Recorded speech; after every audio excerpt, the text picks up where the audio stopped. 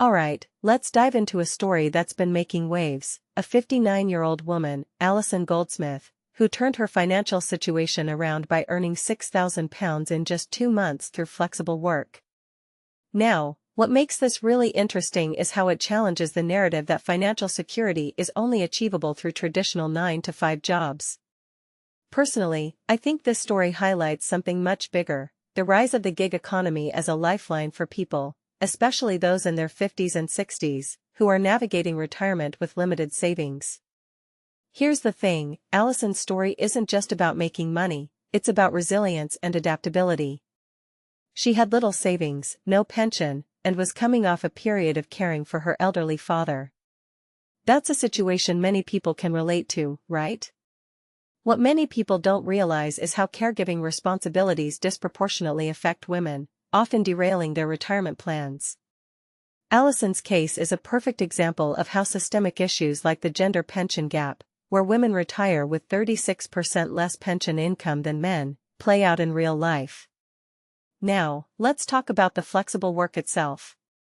Alison used a task platform to take on jobs like decluttering, gardening, and even costume making. What's fascinating here is how she turned everyday skills into a meaningful income stream.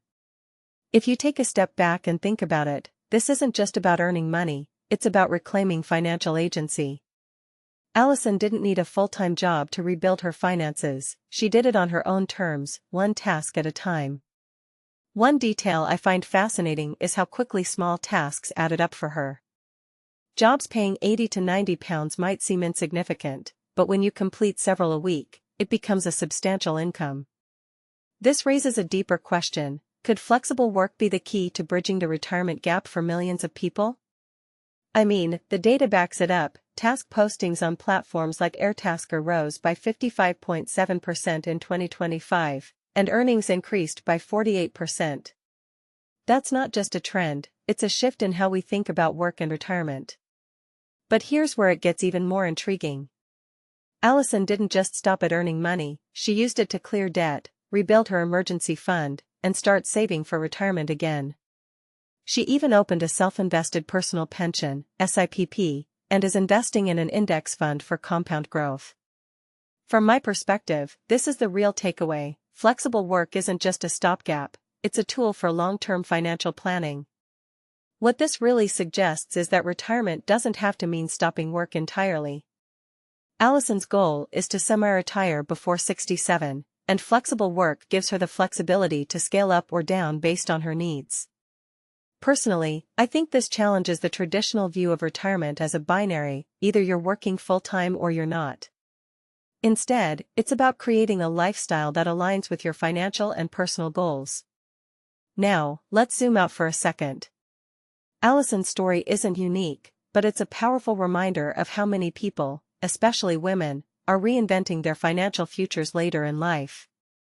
It's also a call to action for policymakers and employers to address the systemic issues that force people into these situations in the first place. In my opinion, stories like Alison's shouldn't be the exception, they should be the norm. So, here's my closing thought: what if we reframed flexible work not as a last resort, but as a legitimate pathway to financial security? Alison's journey shows that it's possible to start small and build something meaningful. Whether you're in your 50s, 60s, or beyond, her story is a testament to the power of adaptability and the importance of taking that first step. So, what's stopping you? Let me know your thoughts in the comments. How do you feel about flexible work as a retirement strategy? Is it something you'd consider? Let's keep the conversation going.